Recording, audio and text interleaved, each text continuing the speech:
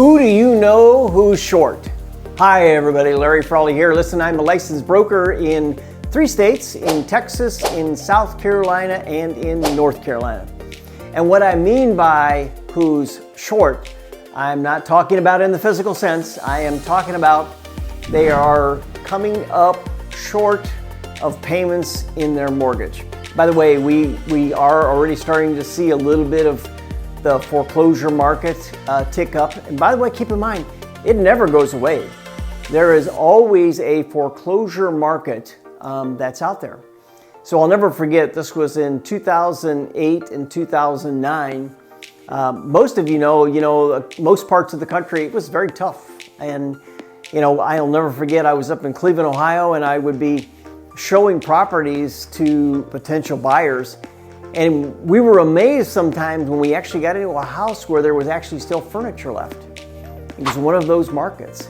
Now, I always say I hope to never see that again, although we do know that, real estate is a cyclical nature and it does go up and it does go down. We are starting to see a little bit of a tick up in that. So today, I want to talk to you about 3 points in which you can help your clients who are in a pre-foreclosure. So point number 1 is talk with the owners of the property. So if all of a sudden you're going to list something and you're asking them those questions, which is very important. Hey, what do you think you owe on the property? And when you start to see there's a little bit of a pattern where they may be not only behind a little bit and the property is not necessarily worth what it was at one time, or there's been some hardship, right?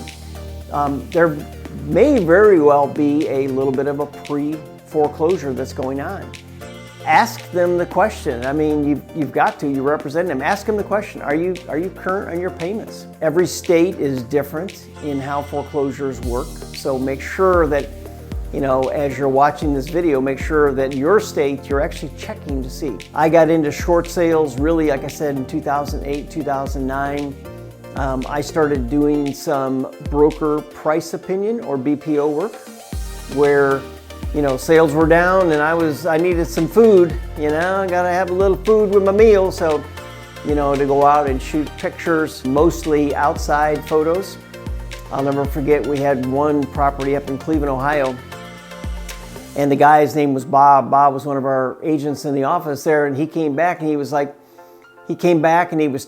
out to the property, he took pictures, and there was an owner that was sitting in the garage, and he just kind of waved and stayed, outside in the street, took pictures of the house, got back in the car and went to the office. And he plugged his camera back into the computer, and lo and behold, there is the picture of the guy in the garage with a scope on a gun with the laser beam pointed right at Bob's camera.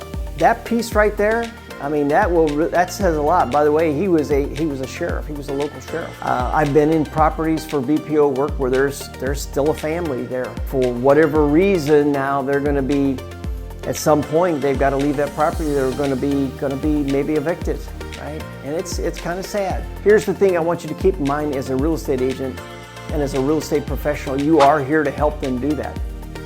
Back then, we had people that were just leaving the keys and leaving the house. We had so many of them going on, and that's not the way to do it. That's never the way to do it, right?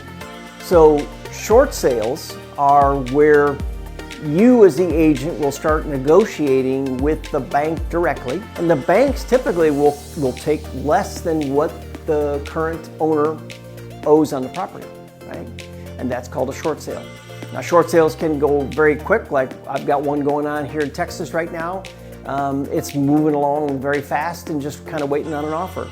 The ones I was doing in Ohio, I mean, there was times where I think my last one was almost a year, to get that thing through. You got a contract on it, contract gets sent to the bank, the bank's team, the loss mitigation team gets involved.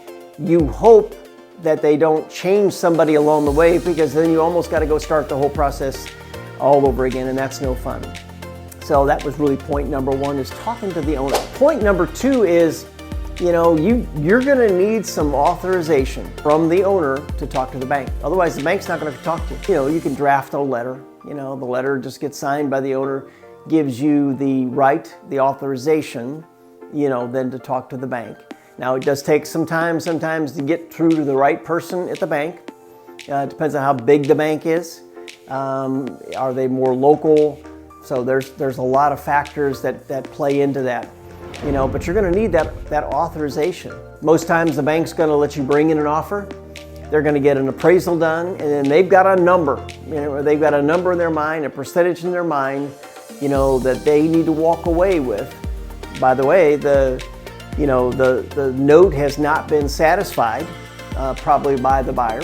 The seller, the owner, will typically not be able to bring any money to the table. They won't be able to make repairs, on the property. You're going to also have them write up a hardship letter. There's got to be hardship involved. Could be loss of a job, could be health, could be divorce, could be death. There could be a lot of factors, that play into the hardship. But that's really point number 2, is getting that authorization letter. And then point number 3 is, listing the property, right? That's, listing the property where it's going to sell. Most times, the owner is still very, very proud of the property. Selling it short is different. We're probably not going to get what we want to get out of it, or what you may think you want out of it, but here's the thing, it is short. It's still going to go down to an appraisal. It's still going to be a bank approving it.